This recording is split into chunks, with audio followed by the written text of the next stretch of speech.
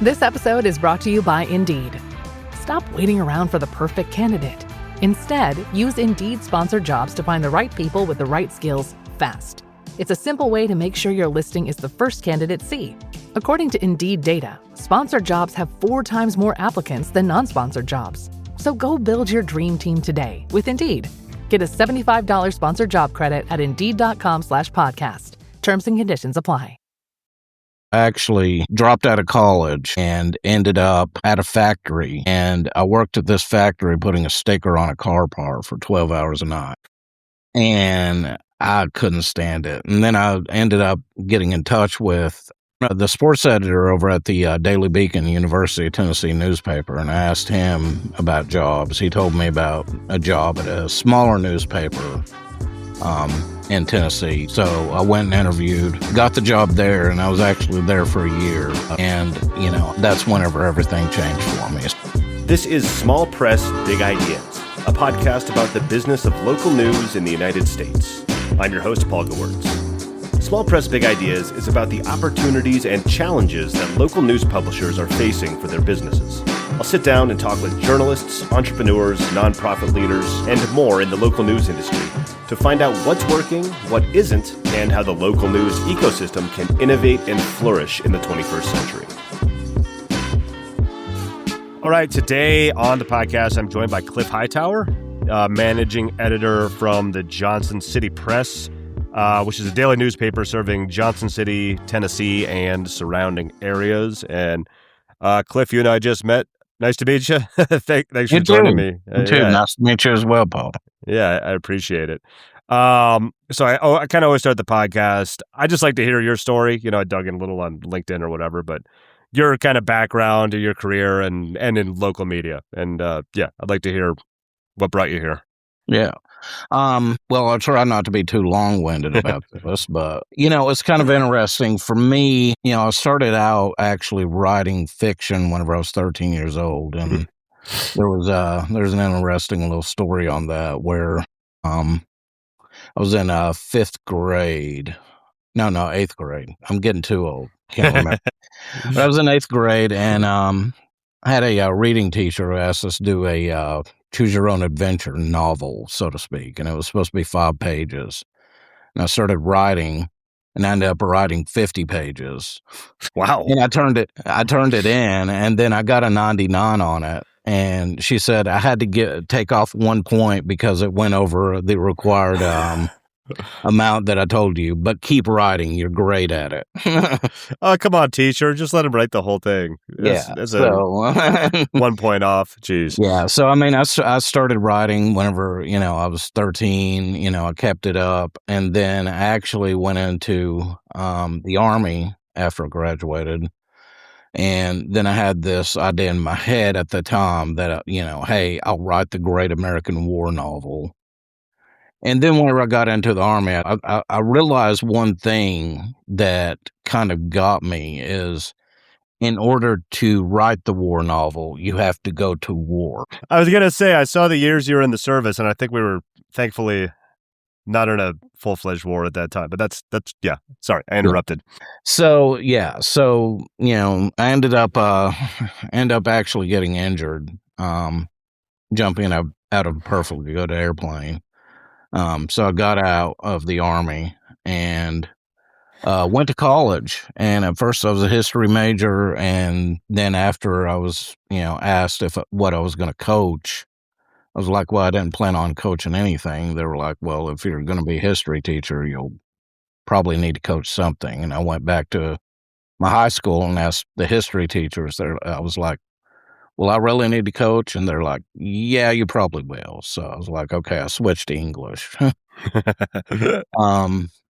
But then a little bit later, like around between my sophomore and junior year, I had a speech class. And the instructor for the speech class, he was a former journalist at the Arkansas Democrat-Gazette. He asked to read some of my writing. And so I said, sure. I gave it to him. And he said, have you ever considered journalism? You have a knack for it. Your writing style is very journalistic. And I said, well, I had kind of considered it, but I never thought I'd get a job because everybody and their brother would want to get paid to write. But he encouraged me to go start writing at the student newspaper. So I started writing at the student newspaper and just loved it.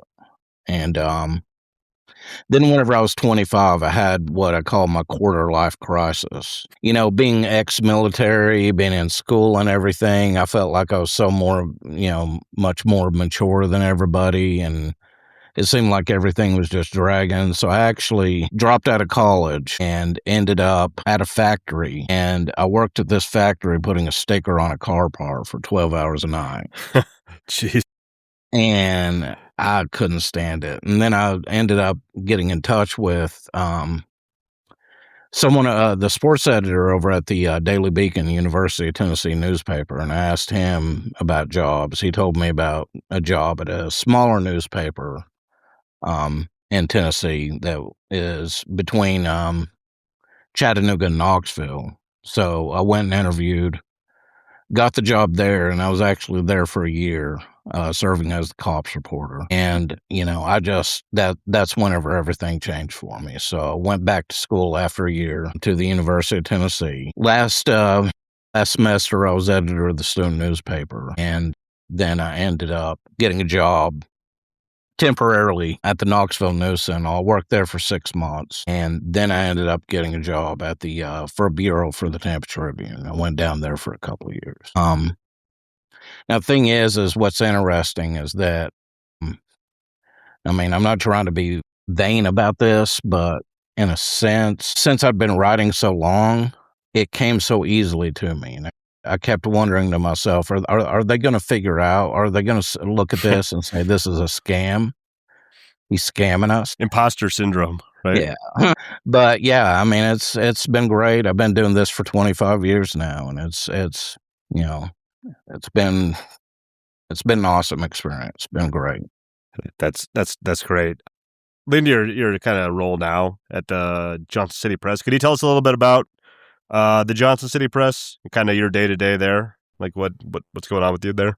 Yeah, we're, like you said previously, I would consider us more of a regional newspaper, and we do cover, besides Washington County and Johnson City, where we're based, we cover this, and then we also cover 3 surrounding counties. Day to day, we're a daily newspaper, and that's one of the things that I love about this job is every day is different, Yep.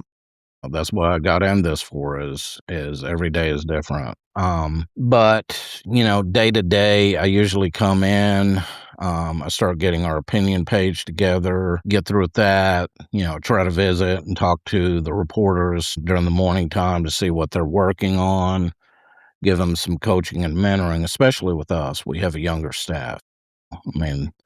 That's one thing that, I have to spend a little bit more time on. But I love it. That's one of the reasons that I wanted to be managing editor in the first place is to basically, hand down what I learned throughout the years. Throughout the day, it's basically starting to budget, try to figure out what stories are coming in, put a budget together. We have a budget meeting, talk about what we have for the day, what we're going to have for the next day. And then after that, it's just starting to put together a paper. Just doing the work. That's great. Yeah. So I had this question because I don't think I've ever really asked it before. But you spent, just looking through your kind of background on LinkedIn, you spent the bulk of your career in the same area in Tennessee.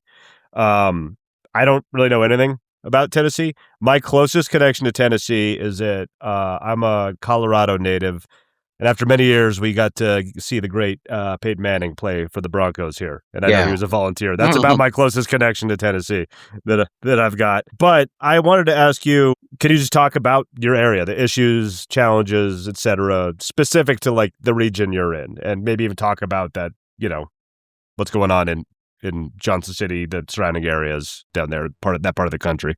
Yeah.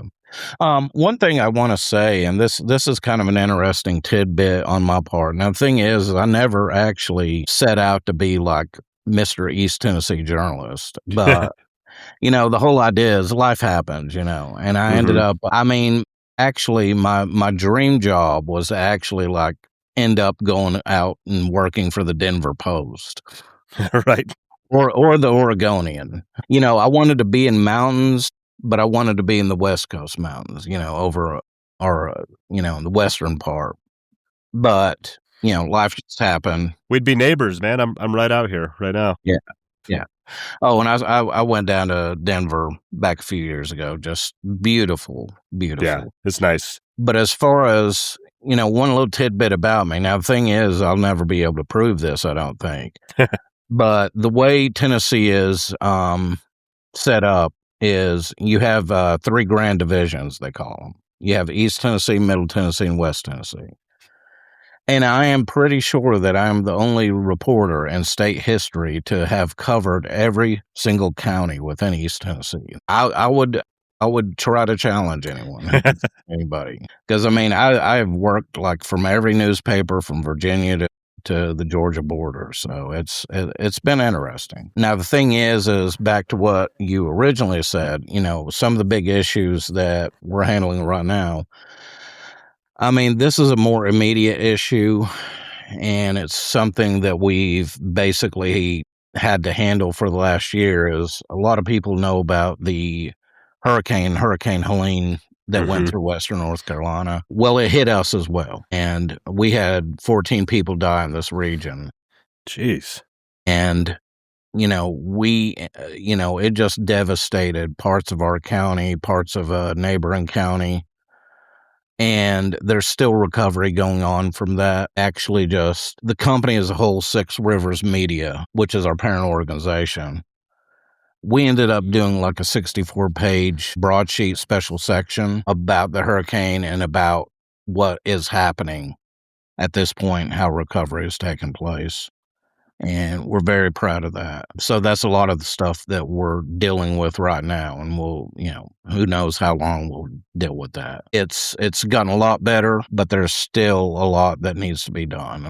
Still, there's hospitals that still need to be built. There's schools that still need to be built. So we're still on that track. Another big thing is, and I know you've been over to Colorado, you know this for a fact, but growth. I know all about that. Yeah, we have a lot of growth, and whenever everybody talks about Tennessee, they usually talk about Nashville, East Tennessee is getting a lot of it as well, and it's a changing environment, changing community here. Johnson City is actually, in some statistics have put it within the top 10 growing cities within the United States. So we have a lot that we're dealing with right now. And there's definitely there's arguments on both sides. Of course, a lot of people are basically saying, well, we need to grow to survive. We want more amenities and everything else. And then you have a lot of people that are like, well, we don't want our farms to go away. We don't want this rural lifestyle that we've had in the past to go away. And we're actually working on a special section on that for next year. That's a few things. So the hurricane, I remember when that came through. It's just so crazy to me that you guys are a landlocked state and that it affected you that much. That must have just been a monster storm that came in. That was, here's the thing about it is I'm going to tell you this. I've covered 3 hurricanes, 2 tornadoes, and a bear attack. A bear attack? That's my nightmare. I'm gonna have to tell my wife. She always says I'm paranoid of bears, and I'm like, I met somebody that had a bear attack. And this was the most surreal experience of my life. That day, whenever the hurricane came in, I was driving in. At the time, I lived in Kingsport, Tennessee, which is about it's about a 30-minute drive away, and it was windy. It didn't. It looked like a big storm had come through, but it didn't feel like anything other than that. And thing is by the time I got to work here in Johnson City, all of a sudden it just started getting very eerie. And I remember whenever drove in through downtown, all of a sudden I saw this piece of cardboard just fly across the street, and it had blown off this roof. Jeez. And I just thought to myself, that's really weird. Now the thing is if you talk to my wife, she'd sit there and say it's because I'm a Pisces and I have intuition. Me too. Pisces here too. Maybe I do too. But I walked into the newsroom here and just started getting the day going. And then all of a sudden, out of nowhere, I got a call that there were a bunch of people trapped on the roof of a hospital over in Unicoi County, which is a neighboring county. And I was like, why are they trapped on the roof? And the caller that I talked to was like, it's flooding over here. And I'm like, how much of a flood? And they're like, it's a big flood. Jeez. And, so I immediately sent a reporter over there and started hearing back that there was 50 people trapped on the roof of the Unicoi County Hospital. And they called in Black Hawks to rescue them. And, the National Guard came in with Black Hawks, got them off of the roof, and we actually got what I think is a pretty iconic photo of some people that were rushing off from the helicopter, and one of our editor, Brian Stevens, at the Irwin Register next to us, got a photo of like a family hugging each other with the Black Hawk in the background. It was just a great photo. Yeah, it gave me chills just talking about it. And yeah, so, our power went out. Then I have a reporter who's in another neighboring county, John Thompson. He gives me a call on the phone, and he was talking about how he went to Roan Mountain because Roan Mountain was flooding. And then he's talking to me, and then he's like, well, I'm trapped. And I'm like, what do you mean? He goes, there's trees all over the place, and I can't go anywhere. And then and John Thompson is a veteran journalist who's 74 years old, and he's been in the business for 40 years. And then all of a sudden, out of nowhere, he's like, I almost ran into an electrical line. Jeez. Like very stoic. And I'm like, what? And he goes, yeah, there's this power line that just fell, and it almost fell on my car, just sitting there like it was just another day. Jeez. And I'm like, okay, you be careful. Just call me whenever you're finally out of there. Man, that's wild. That's Yeah. That's and why then the power went out. We had backup power for about 30 minutes, and then I ended up going over to the Kingsport office. A couple other reporters went home to work, and we ended up working. For about 2 weeks, we were working about 12 hours to 14 hours a day. AI is incredible. It can teach you how to fry an egg and even write a poem, pirate style. Yarr! But it knows nothing about your work. Slackbot is different. It doesn't just know the facts. It knows your schedule. It can turn a brainstorm into a brief. And it doesn't need to be taught. Because Slackbot isn't just another AI. It's AI that knows your work as well as you do. Visit slack.com/meet Slackbot to learn more.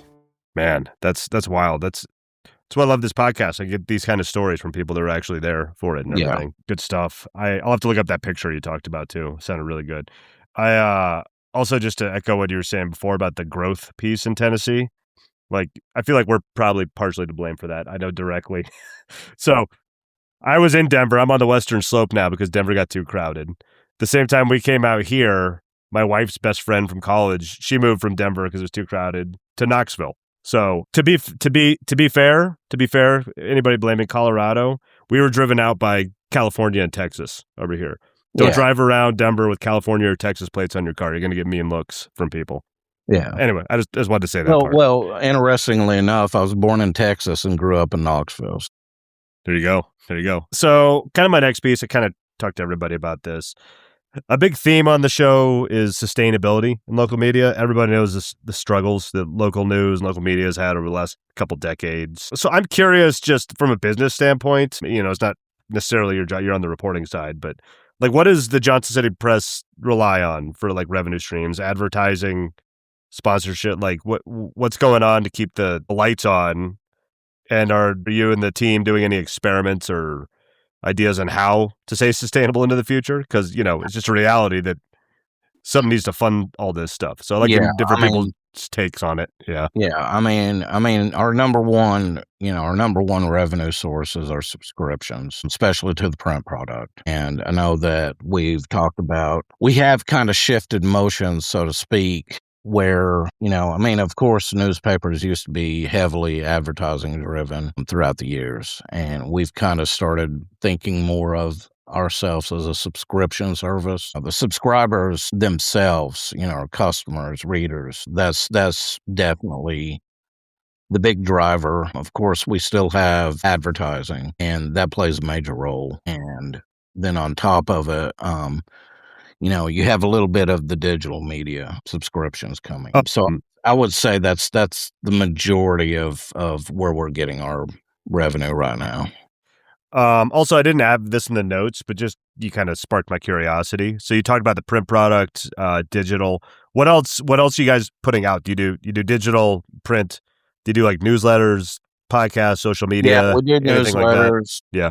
We do newsletters. We do have some podcasts that we've been playing around with. What else on there? We also have social media, I'm guessing. Of course, social like that. Media, Instagram. We're on all those. We've definitely been trying to play around with the social media aspect because it's ever changing. It is. We're trying to figure out how much of a driver that really is at this point, just based upon algorithms. The algorithms they bury everything nowadays. Mm-hmm. There's so much stuff on there, especially on Facebook. Yep. So that's definitely a struggle. Yeah, social media is tough. Everybody that comes on here basically says that. I used to think I was like the young guy. Now I'm like, oh, I'm showing my age also in my hair.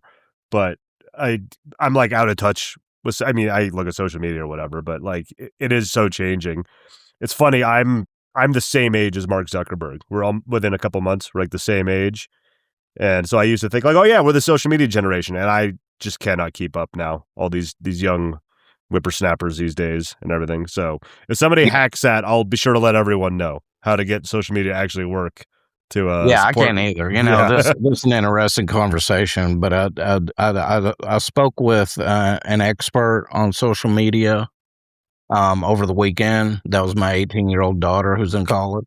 And I was talking to her about she's doing social media for the University of Tennessee student newspaper now, following in her dad's footsteps a little bit. I was asking her what they did on Facebook, and she said, "What do you mean? We don't do anything on Facebook. We're at college. We do it on Instagram." Yep, or TikTok, I'm like, that made me feel old. That's funny. So my obligatory, like I say, AI question, because it's the theme of everything everywhere these days, and especially relevant to media companies. What are your thoughts on AI? It's a big question, like in general. And are you guys using any tools or using it to speed things up?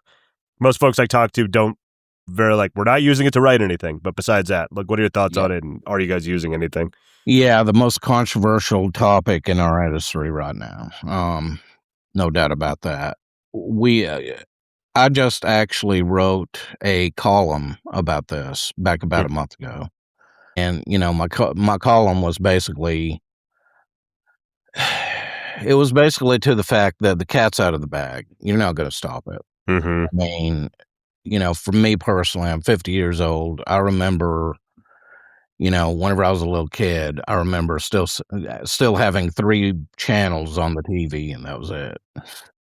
Yep. I've went through life. I've seen 3 channels to go to cable, to go to a lot more extended cable. I've went to, now you have streaming services. I saw the birth of the internet, from dial-up to broadband and what it is now to where we're speaking.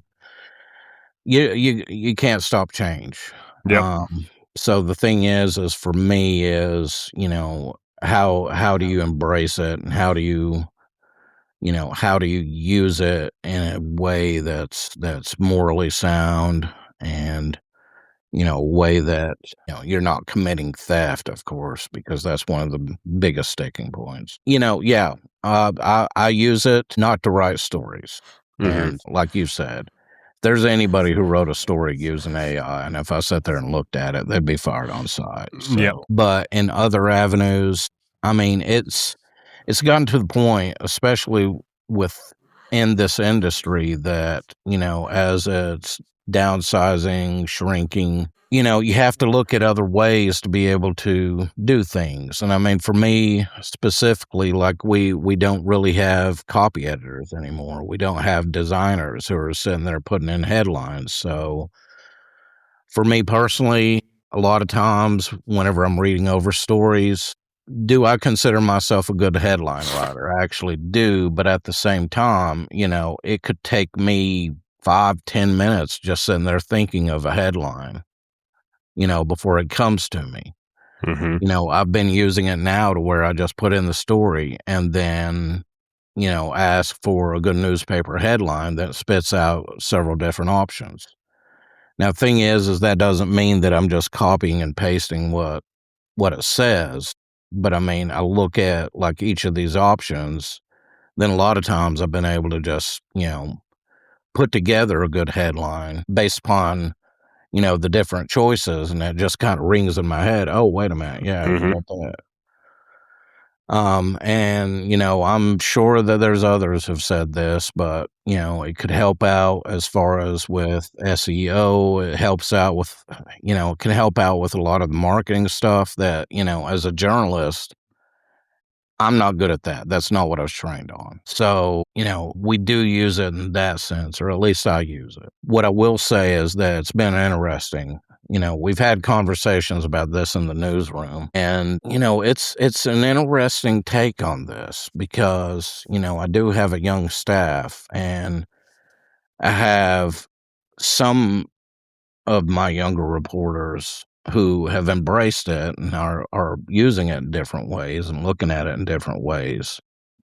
Then I have some, are basically saying that they wouldn't touch it with a 10-foot pole. So, I mean, I find that interesting that even in a younger generation, you're still going to have, that yin and yang on that. So, but now for me, I have not like mandated that my reporters use it in any manner. I basically encourage them to look at different ways they could use it. And I'm still learning myself. And I actually signed up for a webinar that I'm going to be doing tomorrow through Editor and Publisher on how to use AI within the newsroom. So I'm trying to learn. I'm trying to figure out what is the best practice for this. Yeah, I think you've got a healthy relationship with it. There's no putting the genie back in the bottle. And, for better or worse, you can't stop progress, can't stop change or anything. Yeah. Yeah. It's funny, I think you're the third person I've spoken to in the last week who's mentioned for help writing headlines and stuff. And I found the same thing. It's like you don't use it exactly if you need like a quick, snappy headline or something, but it's really great at giving you like ideas or starting something like that. It's just funny. That's been a trend on the show and just in other calls I've had. A few people have said kind of similar things. Okay, so this is another kind of big, broad question. Flash forward 5 years. I'd like to hear your hopes and your predictions for local media at large and also for you and the Johnson City Press. So how do you see things played out in 2030? Oh, it's a big one. Sorry. Yeah, that is a big question. Now the thing is I'm going to go back to, a prediction that I made 15 years ago. And the thing is this prediction has kind of rang true, in some ways. And what I see is, what I could foresee is that, like with daily newspapers, at least in our area, I could see that, we could go down to possibly like a weekly print edition to where it would be a robust edition, let's say, where you'd still have a lot of advertising such as that. And then basically throughout the week, or you'd still do daily as far as on your online presence, which is what we do now. That could be a model that I could see coming.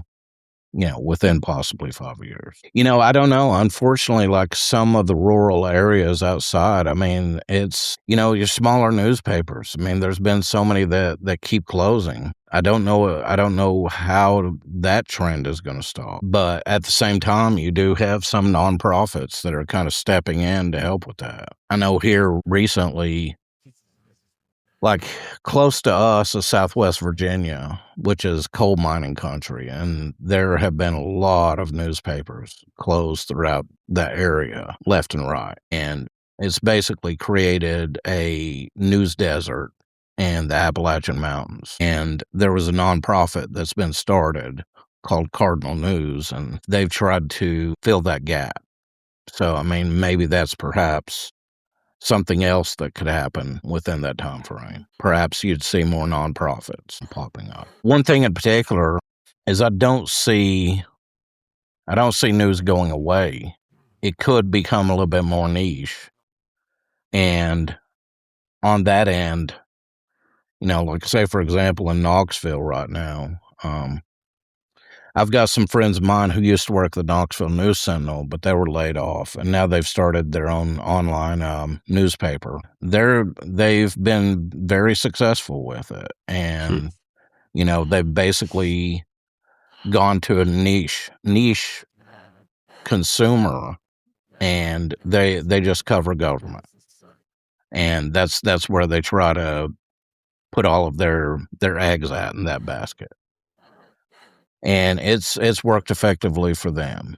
At some point, I think that, I don't want to say anything to the fact that we're going to go away, but I mean, if things did change or anything, I think that you could still see the small entrepreneur try to step in and take that place. And yeah, one thing I've learned from this podcast is, you hear a lot of doom and gloom about local news, but the trend lines, if you look at people want to know what's happening near them. That doesn't go anywhere.